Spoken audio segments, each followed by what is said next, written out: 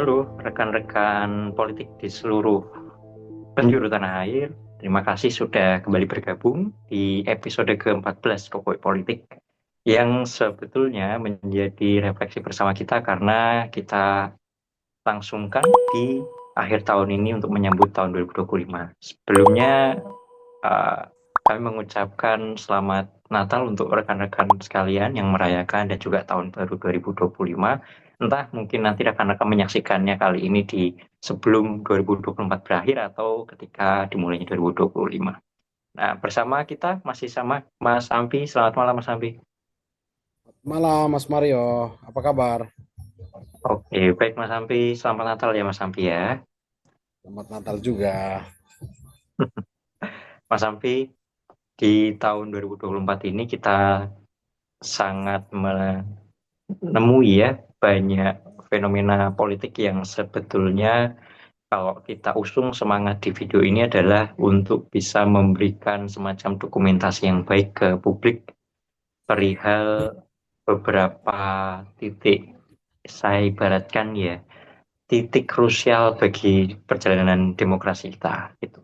Nah, yang sebetulnya ceritanya sudah jauh sebelum tahun 2024, namun 2024 itu semacam menjadi klimaksnya yang bisa kita petik pelajarannya dan juga memperkuat istilahnya, memperkuat ingatan kita untuk bisa mengkonsolidasikan lagi eh, bagaimana gagasan dari para akademisi maupun dari para pejuang-pejuang aktivis pro demokrasi Betul. menyikapi fenomena yang ada gitu ya. Oleh karena itu, kita usulkan di episode ke-14 ini sebetulnya tema yang um, menantang kalau saya katakan. Kaleidoskop 2024 tahun ujian bagi demokrasi. Nah, kenapa kita sebut ujian? Karena sebetulnya ini pertanyaan yang bisa diperdebatkan, bukan pilihan ganda, tapi esai untuk memberikan elaborasi kira-kira menurut rekan-rekan sekalian pula, kualitas demokrasi kita bagaimana? Banyak indikatornya dan kita tidak akan mensimplifikasi itu maju ataupun regresi ataupun stagnasi, tapi lebih dalam dari itu adalah gimana rangkaian-rangkaian proses politik yang ada itu kita bingkai ya bersama. Ya, Nah, Mas Ampi nanti kita akan bagi diskusi kita ke kira-kira 4 babak ya yang bisa diikuti rekan-rekan sekalian. Babak pertama adalah tentang pemilu 2024 yang konteksnya adalah presiden dan legislatif, yakni ujian demokrasi. Lalu yang babak kedua adalah tentang masa transisi sebetulnya, yakni konsolidasi kekuasaan. Dan ketiga tentang pilkada serentak tahun 2024 yang notabene banyak hal yang mau berbincangkan soal keberlanjutan tangan kekuasaan di pusat ke daerah-daerah. Serta babak keempat ya ini tentang 100 hari kinerja pemerintahan yang baru yang mungkin bisa lihat diteropong kira-kira 2025 kan bagaimana gitu. Nah, Mas Sampi sebetulnya terlepas dari peristiwa politik yang ada di lingkup nasional, Mas Sampi sendiri bersama rekan-rekan di Surya Kanta Institute pun punya perjalanan panjang di 2024 ya. Banyak pendampingan politik yang dilakukan dan pasti punya refleksi juga lah untuk bisa nanti dijahit gitu dengan keempat babak kita gitu. Oke, Mas Sampi kalau boleh kita masuk ke babak yang pertama. Nah, oke, kita lihat pemilu ya. Mas Sampi. Ya, dari tahun 2024 ya, tentang ujian demokrasi. Mas Sampi punya pandangan soal gimana perjalanan pilpres kita dan pileg kita di awal tahun lalu, awal tahun 2024 ini ya. Oh, makasih Mas Mario. Saya kira ini satu refleksi yang bagus sekali. Kita bisa coba mengambil waktu untuk melihat bagaimana perjalanan bangsa kita yang sudah berusia bentar lagi 80 tahun dan Ya, kental sekali sebetulnya kita ini menganut sistem demokrasi. Tetapi prakteknya itu terjadi pasang surut ya, ada turbulensi di mana-mana. Tetapi saya kira kita perlu sepakat dulu bahwa memang tahun 2024 ini adalah salah satu kesempatan untuk kita bisa melihat seberapa qualified atau kualitas demokrasi kita itu di level mana. Nah, benar apa yang dibilang Mario tadi. Saya akhirnya kemudian dengan teman-teman yang uh, terlibat dalam proses pendampingan, lalu kemudian mengikuti isu ini dari waktu ke waktu, akhirnya sepakat bahwa memang demokrasi kita sebetulnya ada dalam posisi yang sedang diuji. Ya, ujian yang betul-betul membuat kita akhirnya melihat apa benar negara kita ini menganut sistem demokrasi, atau jangan-jangan kita kembali ke kitahnya atau kembali ke kultur aslinya, Mar. Saya kira Mario pernah ingat kita pernah diskusi di UGM. Sebetulnya sistem kita itu kita kental sekali dengan feodalisme, bukan demokrasi. Demokrasi ini kan sebetulnya model apa ya, model politik atau model sosial politik orang-orang di Eropa. Sementara di negara-negara Indonesia, di negara-negara Timur, termasuk di Indonesia sendiri, sebetulnya yang kental sekali itu adalah feodalisme. Sehingga ketika ada praktek yang Mario saya kira beberapa kali kita sering diskusi terkait nepotisme, bagaimana kita melihat ada permainan yang diatur oleh Iya. presiden, ya mantan presiden kita lah, cawe-cawe yang kemudian semua orang tahu bahwa Jokowi terlibat betul dalam proses pengaturan agar anaknya itu kemudian bisa menjadi wakil presiden, bermula dari hasrat politiknya untuk menjadi presiden 3 periode, lalu kemudian diperpanjang pemilu dan kemudian berujung pada pengaturan anaknya menjadi wakil presiden. Saya kira ini contoh konkret bahwa memang negara kita ini jauh dari apa yang kita bayangkan dengan sistem demokrasi.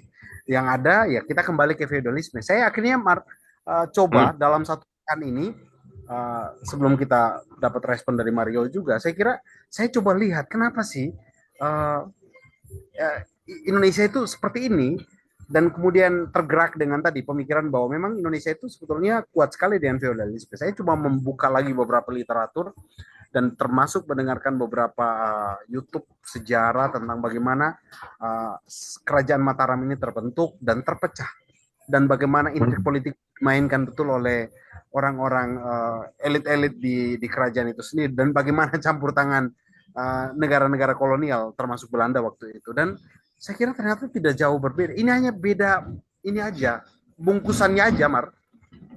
Bahwa Iya. kita terlihat di mata internasional sedang menerapkan sistem demokrasi, tetapi nyatanya, prakteknya, kita itu masih kental dengan feodalisme, di mana masih pingin supaya anak atau keturunan keluarga nggak mau kemudian orang lain bisa masuk dengan sistem yang kita bilang demokrasi itu, bahwa siapa saja bisa terlibat dan siapa saja punya kesempatan untuk bisa menjadi pemimpin. Itu tidak terjadi. Di Jokowi menurutku harus kita katakan bahwa ini benar-benar di luar skenario demokrasi yang kita bayangkan. Konsolidasi demokrasi yang sedang diperjuangkan oleh para aktivis, para akademisi, saya kira itu nonsense, jauh dari apa yang mereka bayangkan, karena itu tadi hasrat kekuasaan itu ternyata melampaui seluruh teori atau seluruh gagasan-gagasan konsolidasi demokrasi yang sedang dibangun. Gitu, Mar. Oke, Mas Ampi, kalau saya bisa menyoroti soal feudalisme tadi ya sebetulnya. Ya, di masyarakat sebetulnya saya rasa ada yang memahami secara kritis soal tadi proses penunjukan. Kalau saya silakan lah ya, penunjukan apa pemilihan pasangan dari Pak Prabowo itu pun penuh polemik ya istilahnya. Banyak yang memperdebatkan soal itu. Tapi di sisi lain sebetulnya kalau berbicara soal feudalisme sebetulnya muncul terah juga yang sedang hangat, yakni sosok Raja Jawa waktu itu sempat disinggung ya. Saya rasa di awal-awal pemilu lalu. Jadi ini jadi ingatan kita juga kalau muncul apa pemaknaan itu juga. Tapi Mas Hampi yang menarik juga di awal tahun 2024 lalu lewat pemilu tuh masyarakat semakin tergugah dengan satu satu pandangan menarik soal etika politik sebetulnya karena waktu itu di masa debat bukan debat tapi di masa kampanye ada dua paslon yang memperdebatkan soal etika. Ada yang pasangan pertama menilai etika politik itu jadi landasan fundamental dalam bertata negara, tapi di sisi lain ada yang memandang itu bukan satu hal yang urgent untuk dibahas itu dengan logat yang khas pada waktu itu ya, yang mungkin kawan-kawan rekan-rekan Kopi Politik dengar gitu. Menurut Mas Sampi, gimana memposisikan soal etika politik dan real politik, karena beberapa kasus kan juga menuai kontroversi itu ya, misalkan soal istilahnya hubungan kekerabatan Anwar Usman ketika memberikan keputusan soal pengubahan umur, batasan umur misalnya, ataupun soal penggunaan alat kekuasaan untuk kemenangan pemilu lewat institusi-institusi negara gitu, termasuk juga misalnya keberpihakan pejabat publik ya ke salah satu paslon gitu. Gimana menyikapi etika politik disandingkan dengan real politik yang memang kekuasaan tidak membahas soal etika gitu. Apa, Oh apa iya, Mas. pandangan? Kalau kita bicara demokrasi, kalau kita bicara gagasan besarnya adalah demokrasi, maka di dalamnya pasti ada namanya aturan mainnya. Dan saya Hmm. kira politik ada di situ. Jadi, nah problemnya selama ini sejauh ini, ketika etika politik itu tidak ada dalam proses politik yang terjadi, maka ya dengan sendirinya demokrasi kemudian dipertanyakan. Jadi ketika kita membicarakan bahwa demokrasi sedang ada dalam posisi terancam, maka itu tadi parameternya adalah melihat tidak adanya etika yang ada di situ. Ada leadershipnya yang kemudian dipertanyakan. Lalu kemudian ya ada banyak nilai lah yang hilang dari nilai-nilai demokrasi itu hilang. Nah, kalau membaca persis pemilu 2024 ini, saya akhirnya teringat dengan studi kita di beberapa daerah, Mar. Kita mencoba dengan sangat tegas membedakan antara politik dinasti dan politik kekeluargaan. Nah, memang politik dinasti itu kan sebetulnya kental sekali dalam sistem kerajaan ya, Pak. Jadi sistem monarki, lalu kemudian itu dengan sendirinya dan semua orang akhirnya mengerti. Semua orang akhirnya mengerti bahwa meskipun di lingkaran kerajaan itu ada orang luar yang tidak datang dari terah kerajaan dan dia punya kemampuan, tapi dia menyadari. Jadi ada etikanya di situ, Mas. Dia menyadari bahwa dia tidak mungkin menjadi raja. Dia tidak mungkin menjadi bagian dari pemimpin yang ada di monarki itu. Nah, tetapi ternyata dalam kasus pemilu 2024, proses yang terang benderang itu kita lihat, Mas. Sebetulnya mereka sedang mempraktekkan kepada kita model politik kekeluargaan. Jadi saya dengan beberapa teman itu coba dengan jelas sekali membedakan apa itu politik dinasti, politik kekeluargaan. Tadi satu hal itu, tadi soal politik dinasti itu ternyata kuat sekali di sistem monarki. Sementara kalau di politik kekeluargaan, yang saya lihat ini benar-benar dia Jokowi menggunakan betul instrumen kekuasaan dan kekuatan untuk melakukan konsolidasi agar bagian dari keluarganya aja lah yang kemudian menjadi pemimpin. Nah, definisi kekeluargaan di sini tuh bisa meluas, Mar. Keluarga yang inti lalu dikasih porsi, dikasih jabatan yang memang betul-betul yang betul-betul jabatan inti, tetapi orang yang kemudian dekat, orang yang dianggap bagian dari dari desain itu, bagian dari visi dari Jokowi, lalu dianggap keluarga. Sehingga yang terjadi adalah demokrasi kita di Indonesia ini dikuasai oleh segelintir orang yang ada dalam itu tadi suasana, ada dalam lingkaran kekeluargaan itu. Sehingga yang mereka praktekkan sebetulnya adalah politik kekeluargaan. Nah, kalau ini dijalankan, Mar, maka etika politik yang kita idealkan, yang kita bayangkan, dia bisa menjadi semacam code of conduct, dia bisa menjadi kode untuk dia menjadi semacam nilai yang bisa menata orang, mengatur orang, itu tidak mungkin akan jalan karena yang mereka bayangkan adalah kepentingan keluarganya mereka, bukan kepentingan masyarakat. Karena apapun itu, semua desain kebijakan itu harus benar-benar memberikan manfaat yang sebesar-besarnya kepada mereka, bukan kepada orang lain. Orang lain ya udahlah bagian dari apa ya, kalau sisa-sisanya aja lah ya, lo menikmati, bahkan kemudian ada yang tidak menikmati sama sekali. Dan mereka akan berjuang sedapat mungkin agar ini langgeng dan lama. Sehingga menurut saya ini menjadi pertanyaan menarik. Apakah ujian demokrasi kita ini akan selesai di tangan kekuasaan yang baru, atau malah dia semakin langgeng karena yang menjadi bagian dari kekuasaan sekarang, yang sedang ada dalam lingkaran kekuasaan sekarang adalah bagian dari kekeluargaan, politik kekeluargaan yang dibangun oleh Jokowi. Itu Mar. Oke, oke. Thanks Mas Ambi. Eh, saya rasa memang gini, titik idealnya sebetulnya soal berbicara soal etika ya, itu dicerminkan lewat tata aturan yang jelas. Karena kita berbicara konteks ketatanegaraan, maka hukum yang jadi semacam apa ya, bukti tertulis etika itu hadir gitu ya, yang disepakati hukum itu.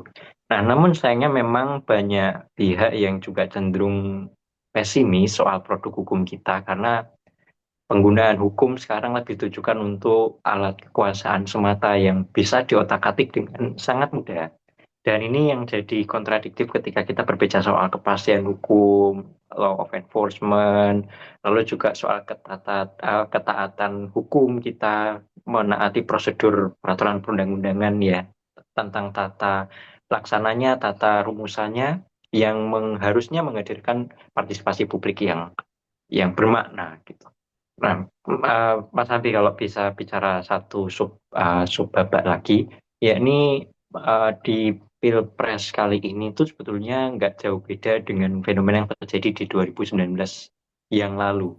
Soal ada literatur menarik soal the politics of naming. Jadi pemberian julukan atau identifikasi diri dengan eh, makna-makna tertentu. Misalkan kalau 01 sebutannya anak abah gitu ya.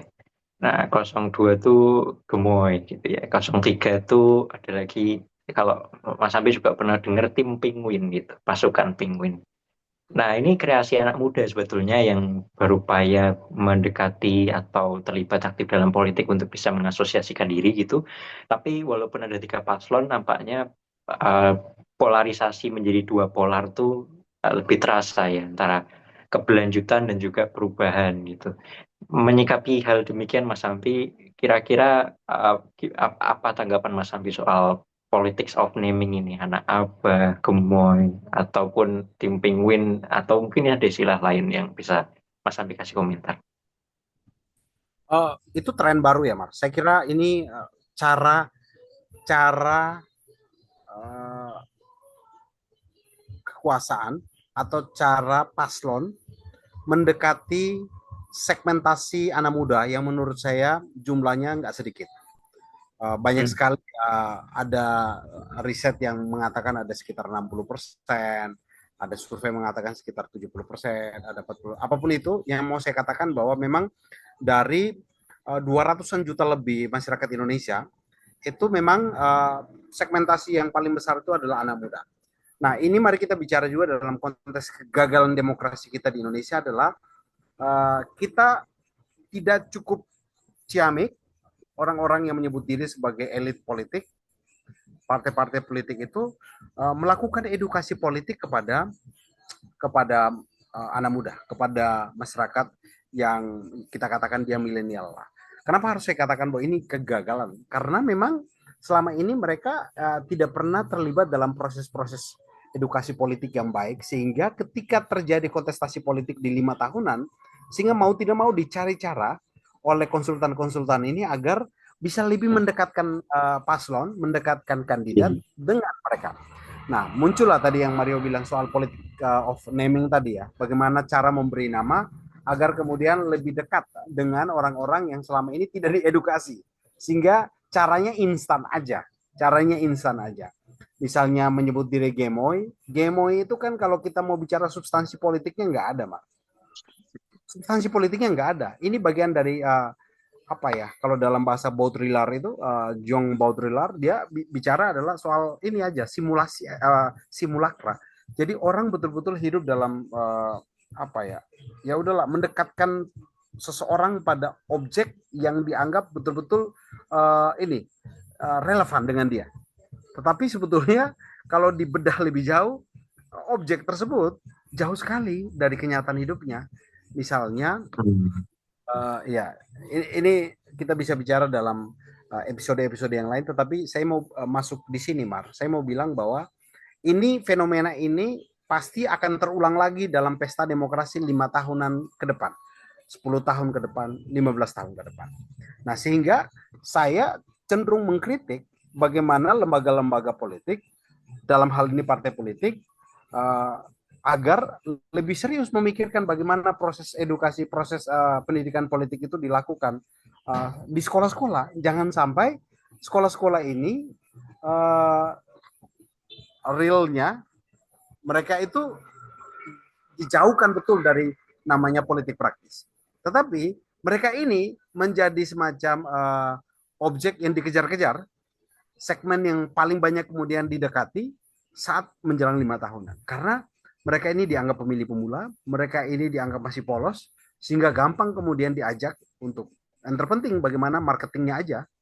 Oke, dengan ini, dengan brand Gemoy, dengan brand anak aban dan segala macam. Tapi setelah itu apa? Nah, sekarang pertanyaan saya untuk Mario, yang menurut saya Mario perlu jawab juga adalah setelah Jokowi selesai dan memenangkan presiden kita, substansi Gemoy itu apa dalam konteks kebijakan kebijakan pemerintahan kita? Lalu Hmm. orang-orang dulu mengasosiasikan diri sebagai bagian dari anak abah, setelah kemudian ini selesai apa mereka? Bayangan saya itu negara memikirkan apa tentang mereka? Nah, ini menurut saya harus direspon dengan baik. Bahwa ada politik of naming itu perlu, tetapi kegagalan demokrasi yang perlu kita kritiki lagi adalah itu tadi, tidak memberikan ruang edukasi politik yang sistematis, struktur yang sistematis, yang masif, agar generasi-generasi milenial atau generasi-generasi pemilih pemula ke depan itu benar-benar aware dengan politik, sehingga mereka tidak lagi memilih kandidat itu di ruang kosong, mereka tidak memilih lagi kandidat itu asal-asalan aja, tetapi mereka punya benar-benar minimal lah dibekali tentang kenapa saya harus memilih seseorang, kenapa dia penting untuk dipilih, dan apa yang bisa dia bawa, visi dia dan visi saya match-nya di mana untuk 5-10 tahun ke depan. Gitu, Mar. Oke, Oke, Mas Sampi, izin merespon juga soal apa pantikan Mas Sampi. Sebetulnya yang jadi apa ya, ya tanpa melepaskan sisi di mana memang partisipasi kalangan anak muda, terutama secara umum ya partisipasi politik untuk memilih itu yang saya dengar itu tertinggi ya, atau pemilu kali ini tinggi banget itu sebetulnya. Lebih dari 70% kalau saya tidak salah pernah membaca di situ. Namun terlepas dari angka-angka itu ya, saya rasa ini wujud euforia politik yang tidak langgeng istilahnya, atau pengkaburan dari partisipasi politik itu sendiri. Karena gini, pemberian makna nama tertentu itu selalu konotasinya diarahkan ke sisi yang positif, bahkan mendekati target marketing yang dilakukan itu. Saya rasa banyaklah politisi yang aware soal uh, pemilih kita masih belum bisa secara substansial mengkritik kebijakan yang diusung satu paslon, tapi lebih cenderung ke persona seorang kandidat gitu, yang tidak akan diulik dalam lagi kecuali kalau persona itu bisa dibungkus sedemikian rupa dengan baik, dengan menawan untuk bisa menghadirkan sosok yang misalkan humanis, sosok yang cerdas, sosok yang anak muda banget gitu. Makanya gaya pakaiannya, pemilihan warnanya, gerak-geriknya gitu ya, itu yang paling ditonjolkan alih-alih soal gagasan. Tapi ini saya rasa yang belum banyak dikaji ya soal mengapa masyarakat memilih berdasarkan persona calon tertentu yang diwakili oleh nama. Ketika di Gorontalo, Mas Ampi, saya mampir di seorang tukang tambal ban dengan maksud untuk wawancara ya. Tapi di satu sisi ada teman yang datang akhirnya mengobrolkan soal apa pilihan-pilihan dia ketika waktu itu di Pilpres dan Pileg. Satu hal yang menarik dan kurang dibahas adalah dia memilih karena kasihan, Mas Arfi. Karena kasihan. karena kasihan dengan salah satu calon. Dia calon tersebut dikritik ketika debat, diberi nilai 11/100, dia merasa kasihan. Jadi dia memilih itu. Ini yang nggak Ya, banyak dibahas. Bukan karena ya. gagasannya, bukan karena latar belakangnya, tapi karena kasihan dia udah maju berkali-kali dan beliau belum terpilih. Dan ketika masuk di debat, dia dicecar habis-habisan oleh dua kandidat yang lain. Jadi dia merasa iba dan akhirnya memilih. Itu yang bisa di framing pada akhirnya. Dan itu jadi fenomena politik yang menarik di kita bahwa orang memilih karena kasihan. Nah, terlepas Oh, dari seberapa dalam orang bisa mendalami soal edukasi politik ya, tapi fenomena ini real adanya dan ini suara-suara kecil yang menurut saya menarik untuk dibahas lebih lanjut. Oke, Mas Hamdi, kalau boleh kita menyambung ke babak yang kedua soal masa transisi atau konsolidasi dini kekuasaan. Sebetulnya saya tidak menemukan makna atau kata ganti yang lebih baik ya mengganti kata transisi karena pada akhirnya sebetulnya kan ini narasi keberlanjutan yang menang ya. Jadi transisi seakan-akan ada perubahan di sana. Jadi menurut saya ya ini kepanjangan tangan aja, kepanjangan masa aja di mana akhirnya kepemimpinan Pak Jokowi diteruskan ke Pak Prabowo dan anaknya, anak sulungnya gitu ya. Nah, eh, nah, menurut pandangan Mas Sampi, adanya reshuffle-reshuffle ya, yang notabene terjadi di menjelang akhir masa jabatan Pak Jokowi. Bulan September dia melakukan reshuffle beberapa menteri yang menambah orang-orang terdekat dari Pak Prabowo, misalkan Menteri Investasi jadi Pak Ruslan Ruslani, Menteri Hukum dan HAM yang semula dari PDIP diganti ke petinggi Gerindra Pak Supratman Andi Adgas gitu ya, dan juga di samping itu pelantikan pejabat-pejabat tinggi negara lainnya gitu. Menurut Mas Hamdi, kira-kira kenapa kok sebegitu ngototnya konsolidasi dini kekuasaan itu dilakukan termasuk Pak Jokowi gitu? Nggak menunggu nanti akhir masa jabatan beliau dan biarkan Pak Prabowo yang mengusung menteri langsung gitu. Gimana menurut Mas? dua hal, Mar. Yang pertama, memang kalau membaca fenomena peralihan persiapan yang Mario bilang transisi tadi ya memang ada yang tampak nyata depan kita yang kemudian kita lihat bagaimana Jokowi melakukan pergantian reshuffle dan lain sebagainya. Lalu ada beberapa pejabat-pejabat tinggi yang kemudian di rolling dan lain sebagainya. Sebetulnya ini ekspresi dari kecemasan, ketakutan sebenarnya. Saya tidak kaget kalau kemudian sampai di hari-hari terakhir pun masih terjadi pergantian. Hmm. Maka cara kita membacanya jelas. Ini bagian dari upaya pemerintah agar memastikan supaya pengaruh dia, meskipun de jure sudah tidak lagi menjabat sebagai penguasa, tidak lagi menjadi presiden, tetapi de factonya masih ada orang-orang yang kemudian di posisi-posisi strategis. Sehingga saya membacanya ini adalah ekspresi ketakutan atau kecemasan. Ketakutan karena kalau tidak segera diamankan maka kita di narasi keberlanjutan itu bisa hilang. Artinya ada sesuatu yang kemudian disembunyikan yang mungkin masyarakat kecil tidak mungkin akan sampai ke sana. Karena itu tadi kritik saya adalah masyarakat tidak teredukasi baik dengan dinamika politik di level atas. Sehingga meskipun apapun yang terjadi di level atas itu masyarakat di bawah ya dibiasakan dengan bansos sehingga ya mereka tenang-tenang aja. Sehingga ketika ada pergantian sana sini, ada cawe-cawe dan lain sebagainya itu kemudian tidak tidak pernah kemudian sampai ke bawah. Meskipun media sosial berupaya berkali-kali melakukan semacam apa ya diseminasi itu secara masif dan lain sebagainya, tapi kan apa ya bukan mau mengecilkan masyarakat kita, yaitu tadi literasi politik masyarakat kita kan sangat sangat minim dan itu tidak menjadi concern mereka. Hal kedua adalah ini tadi hal pertama menurut saya ekspresi ketakutan dan kecemasan. Hal yang kedua tadi ini mari kita baca dari apa ya tadi politik kekeluargaan tadi. Politik kekeluargaan ada desain besar yang menurut saya sudah disiapkan. Ini sesuatu yang tidak bisa kayak orang bangun tidur mimpi lalu kemudian dia melakukan. Menurut saya tidak. Ini bahkan sudah disiapkan jauh sebelum tahun 2023, jauh sebelum 2022. Mungkin ini sudah disiapkan jauh-jauh sebelumnya.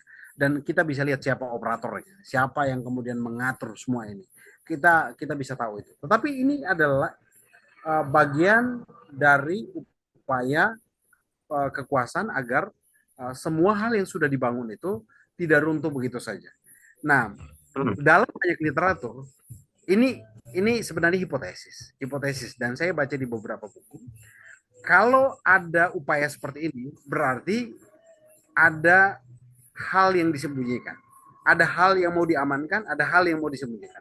Ada hal yang mau diamankan artinya ada bisnis yang kemudian diatur lalu didesain di segala macam sehingga kalau kemudian orang-orang yang menjadi bagian dari keluarga tadi tidak ditempatkan di posisi yang strategis, maka bisa saja akan lepas dan bisa saja terbongkar. Yang saya bilang tadi, diamankan dan disembunyikan.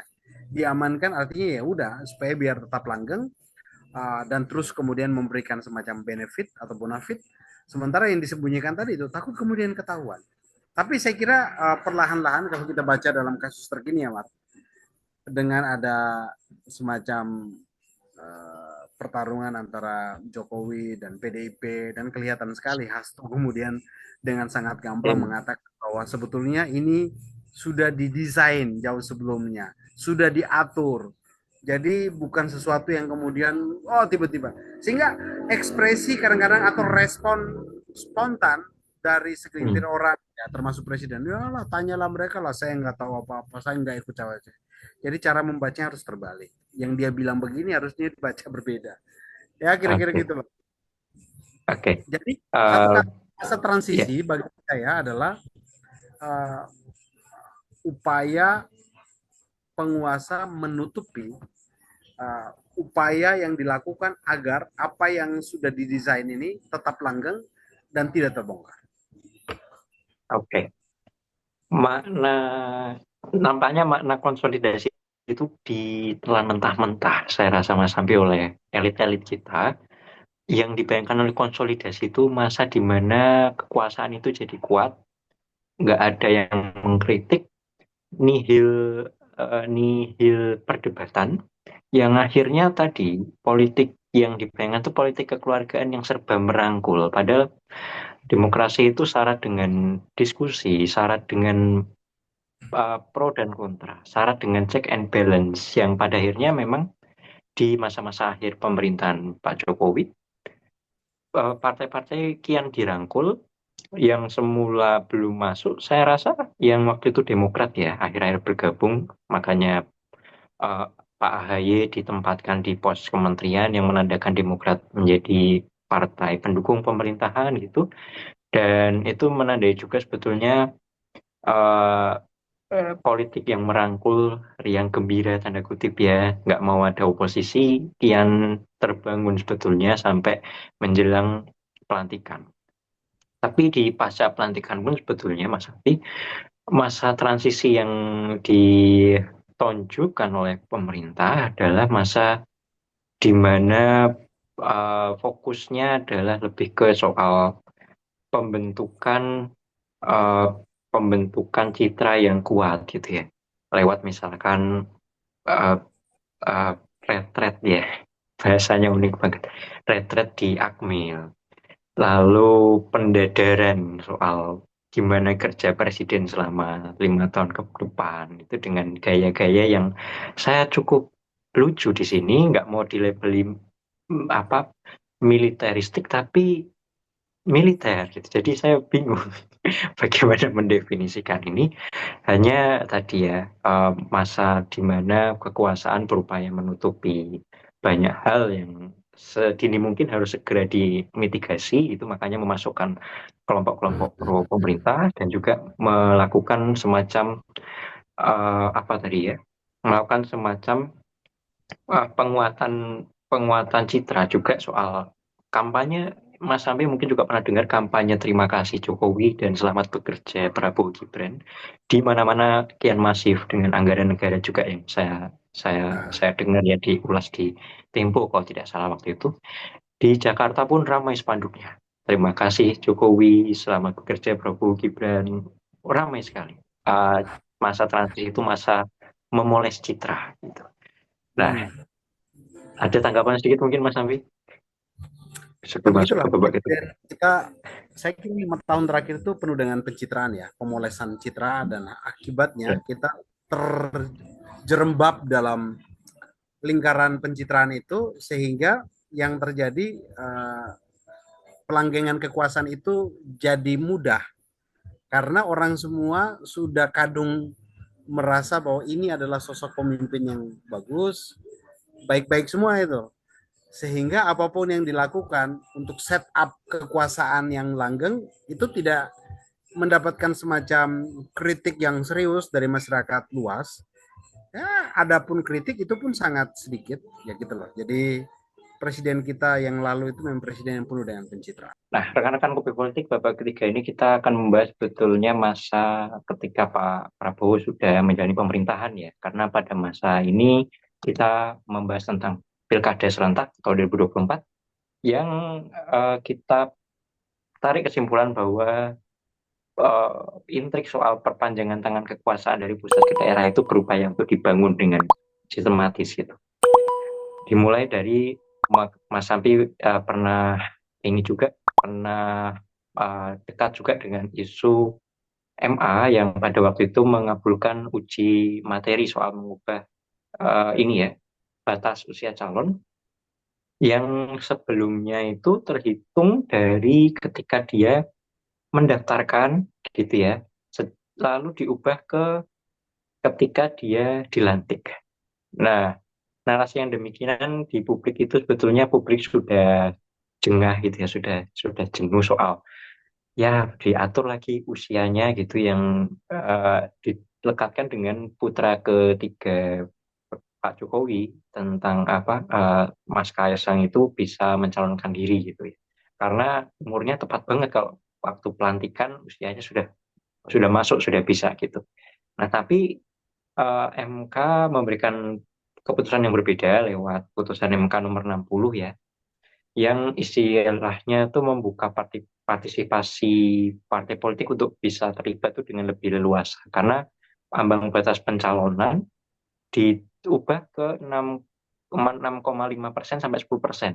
Yang akhirnya eh, di banyak tempat beberapa partai bisa mencalonkan secara tunggal. Misalkan di Jakarta PDIP lah ya sebutkanlah gitu. Jadi istilahnya koalisi gemuk tidak terbentuk, tidak melawan kotak kosong gitu ya.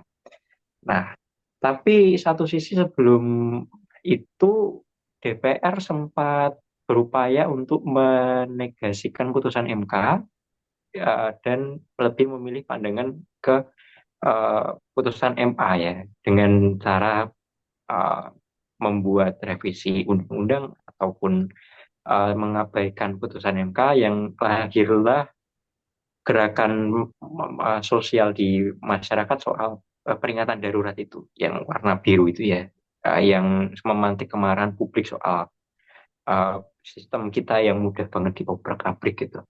Nah, Mas Sampi, kekacauan ini sebetulnya bukan hal yang terjadi dalam satu malam, tapi sudah terjadi rentetannya seperti Mas Ambi bilang 2 tahun, 3 tahun ke belakang itu. Cuman berbicara soal uh, peristiwa yang terjadi, menurut Mas Ambi gimana kita menyikapi apa ya, menyikapi ini ketidaktaatan kita pada konstitusi yang dipertontonkan oleh elit-elit politik di DPR. Uh, Thank you, Mark. Kalau dalam konteks ini sebenarnya ada lagi-lagi ada dua hal. Pertama tentu eh, Jokowi yang kita soroti karena memang dia menjadi aktor utama di tahun 2024 selain karena sebagai presiden, tetapi banyak sekali menurut saya sikap-sikap politiknya atau kebijakan-kebijakan itu yang kemudian tadi melawan demokrasi, berupaya untuk melanggar banyak aturan dan lain sebagainya. Nah, dua hal yang saya maksudkan adalah andai kata waktu itu kemudian berhasil, putra ketiganya ini lolos, maka skenario yang sudah disiapkan jauh-jauh hari ini menurut saya berhasil. Jadi 100% dia sukses. Tetapi karena itu tadi rupanya uh, MK mengembalikan semacam marwahnya, mengembalikan jati dirinya sebagai lembaga tertinggi peradilan dan berhasil membuat keputusan yang benar-benar adil, sehingga yang terjadi di luar dugaan, eh, yaitu tadi keinginan masyarakat itu yang dimenangkan. Apa yang sudah menjadi kehendak rakyat banyak itu yang kemudian menang. Tapi itu tadi, lagi-lagi anggota DPR masih dalam tekanan sehingga berusaha untuk mau melakukan semacam manuver, melakukan upaya untuk kembali ke MA. Ternyata memang itu tadi di last minute itu kehendak masyarakat jauh lebih kuat sehingga uh, upaya itu gagal. Nah, andai kata itu sukses, maka saya mau katakan bahwa ini memang skenario yang paripurna. Tapi ternyata ada nokta hitam, ada noda hitam Ya. di skenario itu. Yang kedua adalah lagi-lagi itu tadi perpanjangan tangan kekuasaan ini. Memang kemudian kalau kita lihat skenario sekarang, kalau kita membaca peta kemenangan partai, memang yang didukung istana yang paling banyak menang, Mar. Sehingga bukan tidak mungkin ini sudah diskenariokan. Sehingga kebijakan itu dari pusat sampai ke bawah itu benar-benar turun. Turun. Jalan tol benar-benar tidak ada hambatan di level bawah. Meskipun kita lihat ada sinergi yang baik antara pusat dan daerah, tetapi dalam banyak hal daerah masih diberikan ruang otonomi sehingga ada banyak sekali kebijakan di bawah itu yang tidak bisa ditorpedo oleh pusat. Mereka punya Ya. kewenangan sendiri. Ya, mereka punya kewenangan sendiri. Tetapi ketika ini di set up bahwa harus dimenangkan semua oleh istana, ya itu tadi ini bagian dari skenario yang paling tidak ke depan ada ada apa ya? Menurut saya, asumsi saya sebetulnya ini sedang disiapkan supaya ke depan itu apa yang dipikirkan oleh pusat itu benar-benar mulus diimplementasi di bawah. Karena pusat itu yang punya kebijakan, tetapi ingat masyarakat itu ada di level daerah loh. Masyarakat itu ada di tingkat yang paling bawah. Sehingga kalau mau memperpanjang kekuasaan, mau melanggengkan kekuasaan, lagi-lagi dengan sistem pemilu kita yang bersifat langsung, pilkada langsung, pemilu langsung, ya mau tidak mau yang menentukan itu adalah masyarakat yang memberikan suara. Sehingga uh, mau tidak mau skenario memberikan semacam apa hope dan memberikan apa ya ibaratnya masyarakat itu ya di lah masyarakat itu ini terus diberikan bansos kebijakan-kebijakan yang membuat mereka senang sehingga pencitraan jilid 2 tetap jalan Mar, pencitraan jilid 3 ke depan tetap jalan, bahkan jilid 4 dan lain sebagainya. Jadi mau tidak mau eh, harus dikuasai betul di level daerah, terlebih di kabupaten kota. Nah, hari ini kan kita lihat, saya belum tahu presentasinya, tetapi istana menang banyak. Dan ini bukan tidak mungkin sesuatu yang datang begitu saja. Dia apa terjadi dalam ruang hampa. Setidaknya sudah diskeneriokan lalu dilanjutkan oleh uh, oleh Prabowo Gibran lah menurutku. Sehingga ada Betul. banyak misalnya yang nyata ini Mar. Di mana di Maluku di mana? Di Sulawesi Utara. PDIP kalah. Hmm, PDIP kalah. Padahal itu wilayah kekuasaannya PDIP. Oli sangat berkuasa di situ dan ternyata Stephen kalah di situ, Stephen Kando dan beberapa daerah. Nah, Jawa Tengah lah, Mar. Jawa Tengah. betul. Eh, Pembalikan di banyak tempat sebetulnya terjadi dan makin memvalidasi posisi ini ya kita katakan PDIP ya di tanah-tanah tradisional mereka Mas Sampi, mereka nggak lagi jadi pemenang di situ. Eh, di Pilpres pun kalah itu Jawa Tengah bahkan apa Pak Ganjar kalah di situ. Dan kalau bicara soal pilkada pun Sumatera Utara PDIP gagal, Sulawesi Utara, Jawa Timur, Jawa Tengah, tapi anomalinya ada di Jakarta. Eh, saya saya merasakan bahwa media-media masa kita yang kritis, media-media pro demokrasi itu cenderung melabeli kemenangan Mas Pram Bang Dul ya istilahnya itu sebagai cahaya kecil di tengah kegelapan regresi demokrasi kita gitu karena rasionalitas pemilih di Jakarta, lalu juga tidak mempannya pengaruh Pak Jokowi dalam mengendorse RK Suswono ya, justru menjadi faktor yang membalikkan keadaan. Bersatunya pendukung Pak Anies dan Pak Ahok pun jadi salah satu hal yang menarik di situ. Jadi ada keajaiban di Jakarta ini. Cuman ini bisa nggak ya dibaca sebagai sampel yang mengindikasikan kalau sebetulnya politik kita tuh masih uh, ada sisi di mana publik kritis soal kejadian-kejadian yang ada. Saya rasa nggak bisa juga ya, karena mayoritas masyarakat kita pun bukan tinggal di Jakarta gitu, yang notabene banyak pengamat yang mengatakan pendidikan masih rendah, status ekonomi juga masih belum baik, yang itu mempengaruhi pilihan mereka. Makanya program-program yang serba gratis oleh banyak pasangan pun di lingkup pilkada pun dilakukan loh sebetulnya.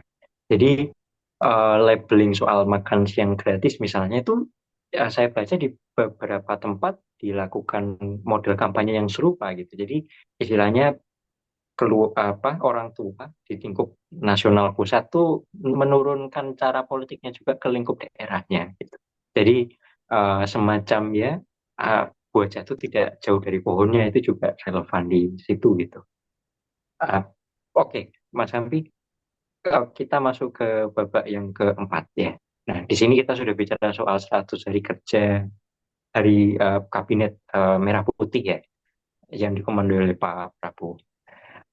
Mas Hampi, di 100 hari pertama eh, bukan hal yang asing kalau pemerintah berupaya masih memoles citranya dengan cantik gitu, tetap masih meredam berbagai gerakan yang ada di masyarakat supaya belum ada gejolak di 100 hari pertama. Tapi sudah tercium baunya kalau ini tidak berjalan mulus seperti yang dibayangkan juga. Banyak kebijakan populis yang diterapkan mulai dari peningkatan gaji guru misalnya, terus tunjangan atau gaji hakim ya untuk kesejahteraan hakim, food estate, program ketahanan nasional juga tetap dilakukan, tapi di sisi lain juga beberapa kebijakan tuh penuh kontroversi. Misalkan wacana pilkada secara tidak langsung gitu ya. Terus wacana mengampuni koruptor dengan mengembalikan dana yang di tanda kutip dicurinya gitu ya. Itu statement yang menggelikan mungkin di telinga kita. Terus ada lagi soal PPN 12% yang masih terus belum terlihat akan surut dicabut ya gitu ya. Yang populis tapi hilirnya juga mencekik kelas menengah kalau kita bicara soal perspektif kelas ya. Gimana Mas Sampai melihat 100 hari pertama yang sudah akan terjadi ya di bulan Januari ke depan gitu sebetulnya. Apa Oh, proyeksi Mas Sampai di pemerintahan yang akan datang? ini udah hampir 70 hari ya, Mar. Betul. Nah, bentar lagi udah mau 100 hari. Artinya tinggal sebulan lagi 100 hari dan tidak ada kebijakan yang menurut saya apa ya, langsung terasa bahwa ini betul-betul presiden yang betul-betul eh, dipilih oleh rakyat, yang mewakili, yang merepresentasi kepentingan masyarakat banyak Indonesia. Yang terjadi malah yang tadi Mario sebut tadi, beberapa apa ya, ada ada PPN 12% yang kemudian menjadi polemik serius sekali. Artinya kalau ini benar-benar diterapkan di 2025 nanti, saya kira makin miskin masyarakat Indonesia. Yang kaya makin kaya, yang miskin makin kaya. Artinya semakin miskin. Kebijakan PPN 12%, saya menilai ini adalah upaya pemiskinan struktural yang dilakukan oleh Prabowo Gibran. Ini lagi-lagi yang saya tanyakan, siapa sih pembisiknya di sebelah kiri kanannya? Bayangkan Indonesia eh, harus dikaji dulu loh PPN 12%. Apa manfaatnya? Atau jangan-jangan ini adalah upaya untuk itu tadi supaya makan siang, makan bergizi gratis ini kemudian bisa terrealisir. Yang semula kita dengar ada 20-an ribu lalu sekarang turun ke 15 dan turun lagi ke 10 ribu. Iya. Emang ada orang yang bisa bergizi makan 10.000 gitu, Mas. Jadi Hmm. ini yang menurut saya pembisik-pembisik di sekitar Prabowo Gibran ini harus berpikir lebih lebih apa ya, lebih humanis lagi supaya yang dipikirkan itu bukan elit, tapi yang dipikirkan itu adalah masyarakat kecil. Nah, sehingga yang saya lihat, yang saya proyeksikan 100 hari kerja ini yang tampak nyata adalah itu tadi bagaimana menghabisi PDIP. Kalau saya, Mas, yang saya lihat program 100 hari kerjanya Prabowo Gibran adalah menghabisin lawan politik mereka yang namanya PDI Perjuangan, yang saat ini memastikan dengan sangat serius untuk tidak ada dalam lingkaran kekuasaan. Nah, sehingga yang terjadi adalah ya udah, siapapun yang berafiliasi dengan Anies kayak Tom Lembong itu kemudian langsung ditarik. Yang kasus hukumnya juga kemudian tidak pernah di terang benerang dia salahnya di mana. Yang kedua adalah Hasto Kristianto yang kemudian sekarang sudah mulai ditersangkakan. Nah, bagi saya yang konkret di 100 hari kabinet 100 hari kerja ini adalah bagaimana mengkerdilkan PDIP, bukan kebijakan-kebijakan yang benar-benar populis, yang benar-benar memberikan keuntungan buat masyarakat banyak. Yang ada adalah menciptakan kecemasan, menciptakan apa? Ketakutan kepada masyarakat. Apakah 5 tahun ke depan ini dia aman atau tidak? Bayangkan ini di bulan Desember ini kita bahkan sampai ada isu makan memang nih kumpul-kumpul makan memang karena di 2025 Anda tidak lagi tidak lagi kumpul dan menikmati makan yang murah karena semuanya akan dipajakin semua. Jadi bayangkan yang masuk ke masyarakat itu kayak gitu, Mar. Jadi Hmm. saya lihat Prabowo Gibran 100 hari ini tidak ada yang fenomenal, yang fenomenal positif lah. Yang ada adalah tadi keadilan lawan politik. PDIP, Tom Lembong, mungkin Tom Lembong yang lain yang akan kita lihat ke depan. Jadi 100 hari kerja dengan kabinet yang begitu gemuk, 48 menteri dan 56 wakil. Ini saya kira mungkin yang harus kita pikirkan ke depan adalah minta Prabowo supaya disiplinkan menterinya. Kayak Amerika Serikat lah. Mereka punya menteri belasan saja, tapi begitu efektif. Kita 48 menteri, 56 wakil menteri, ini adalah menteri-menteri politis semua, bukan menteri yang benar-benar di, di, dipikirkan secara matang sesuai dengan kebutuhan masyarakat Indonesia. Iya, iya. Eh, ini bagi-bagi kue aja Mas Sampi yang sebetulnya beberapa pos-pos kementerian dipecah, beberapa lainnya dipecah tiga, misalkan Kemendikbudristek waktu itu ya. Jadi ada tiga kalau tidak keliru, pendidikan dasar, terus tinggi dan sains, teknologi, ya, terus kebudayaan. Ya, narasi-narasi untuk mencoba merampingkan itu nggak menjadi fokus pemerintah, tapi lebih ke bagaimana mengakomodasi semua kawan politiknya masuk ke dalam pemerintahan gitu. Eh, kurang kurang tepat rasanya Pak Prabowo mengelabeli kalau negara Indonesia besar harus dipimpin juga oleh banyak sektor yang besar gitu lewat pos-pos kementerian yang banyak. Itu nggak, saya rasa nggak linear untuk itu juga. Karena lagi-lagi PR kita tuh di efektivitas pemerintahan, birokrasi kita yang nggak transparan, yang penuh dengan hal-hal yang prosedural ya, yang akhirnya menyulitkan kita sendiri untuk bisa saling tumpang tindih dan siapa kewenangannya apa, melakukan apa dan KPI-nya apa, itu nggak bisa diukur gitu sebetulnya.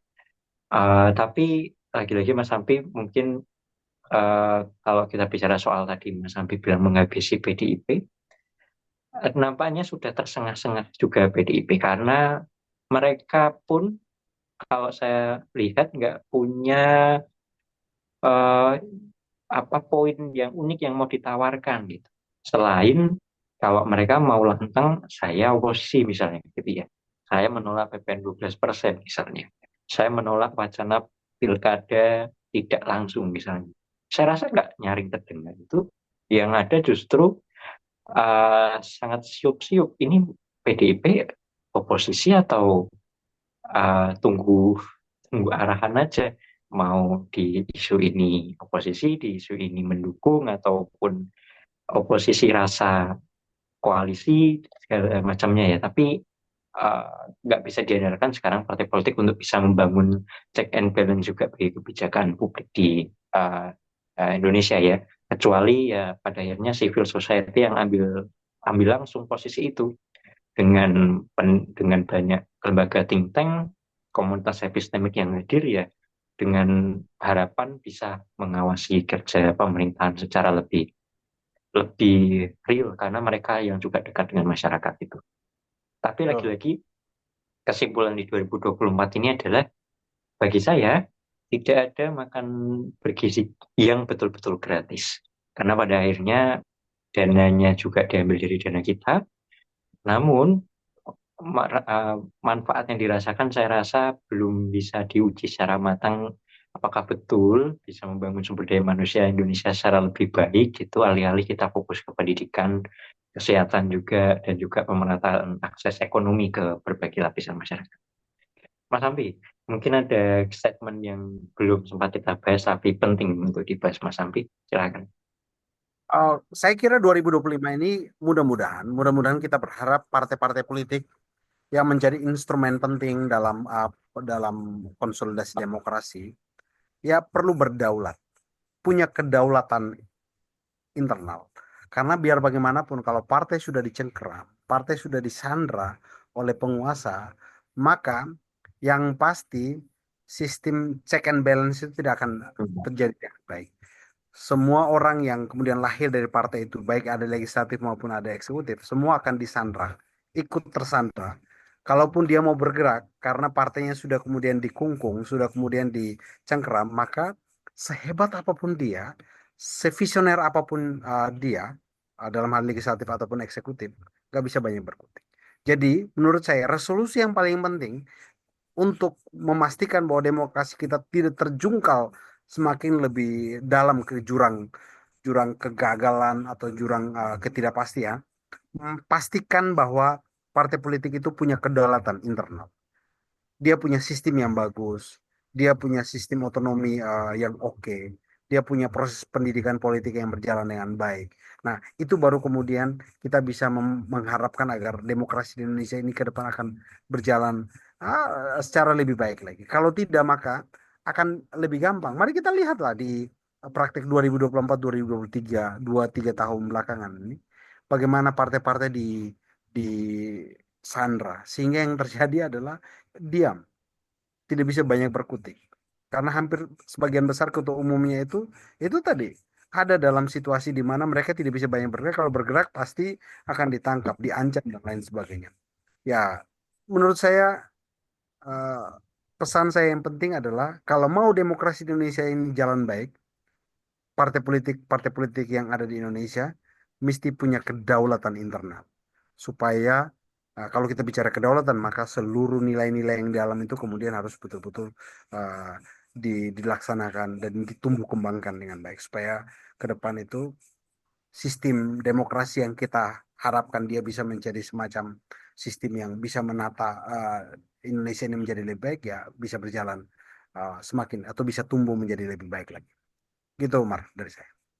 Oke, makasih banyak Mas Ampi buat uh, risalah yang sebetulnya titik poin kita yang harus kita tekankan memang ke partai politiknya sebagai pilar demokrasi ya. Tanpa mereka rasanya sulit untuk bisa menyuarakan, tapi dengan adanya mereka pun kita bingung juga menyuarakannya lewat mana karena realitas politik kita yang serba tadi merangkul tanpa mau di di debat ya, istilahnya. Oke, Mas Amfi, makasih banyak sudah bergabung di Kopi Politik Terima episode kasih juga. ke-14 ya. Dan rekan-rekan politik lagi-lagi ini rangkuman bagaimana perjalanan demokrasi kita di 2024, namun kita lebih menekankan ke bagaimana kita mendokumentasikan peristiwa ini agar menjadi pembelajaran juga untuk di tahun 2025 mendatang dan seterusnya. Bukan bermaksud untuk mensimplifikasi hal yang tidak tampak gitu, karena lagi-lagi kita berbicara demokrasi tidak lepas dari bagaimana peran kekuasaan dalam mengatur skenario-nya, dan kita yang lagi-lagi akan menentukan di bilik suara di 5 tahun ke depan. Dan terus kritisi segala situasi yang ada, dan jangan lupakan juga bahwa kita yang harus ikut serta langsung untuk bisa mendiskusikan kebijakan-kebijakan publik agar tadi pemerintah paham soal perspektif yang dirasakan oleh masyarakat. Kubu Politik akan hadir kembali di episode berikutnya di tahun 2025. Terima kasih rekan-rekan sudah menemani di 2024 yang lalu. Terima kasih, sampai jumpa. Terima kasih Terima kasih, rekan-rekan. Mas.